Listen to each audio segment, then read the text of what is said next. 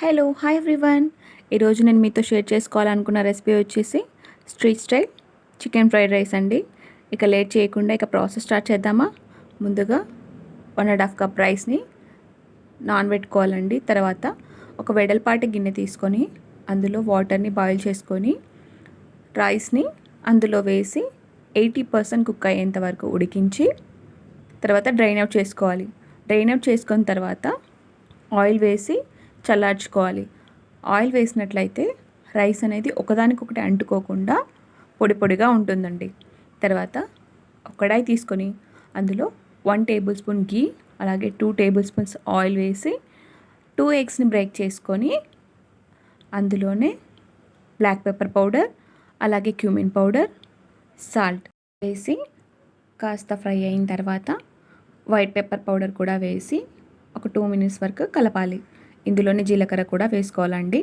తర్వాత మనం ముందుగా చాప్ చేసి పెట్టుకున్న మిర్చి, బీన్స్, అల్లం తరుగు అలాగే క్యారెట్ అలాగే గార్లిక్ ఇవి కూడా వేసి ఒక 2 మినిట్స్ వరకు ఫ్రై చేసుకోవాలి. కాస్త కొత్తిమీర తరుగు కూడా వేసుకోవాలండి. ఒకవేళ మీకు మాడుతున్నట్లు అనిపిస్తే ఇప్పుడు గీ కూడా వేసుకోవచ్చండి. 1 టేబుల్ స్పూన్ వేసుకుంటే సరిపోతుంది.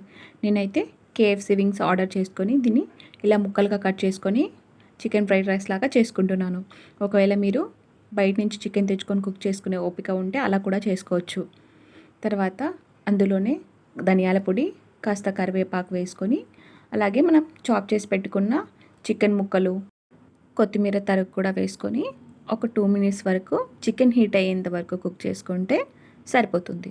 ఇవన్నీ మొత్తం బాగా కలిసేంత వరకు కలిపి ఇందులోనే రుచికి తగినంత సాల్ట్ వేసుకొని ఒకసారి మిక్స్ చేసుకొని మనం పొడిగా కుక్ చేసి పెట్టుకున్నాం కదా ఆ రైస్ కూడా వేసి మొత్తం కలిసేలా కలిపి 1.5 టేబుల్ స్పూన్ కారం పొడి కూడా వేసుకొని బాగా కలుపుకోవాలండి.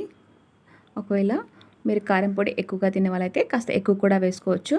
సోయా సాస్ అలాగే వెనిగర్ కాస్త cumin powder white pepper powder black pepper powder అలాగే కాస్త సాల్ట్ మనం సాల్ట్ అనేది ఈ స్టేజ్లో అడ్జస్ట్ చేసుకోవచ్చు. నాకు కారం కాస్త ఎక్కువగా అనిపించింది, అందుకే నేను గీతో టేస్ట్ లెవెల్ని అడ్జస్ట్ చేస్తున్నాను.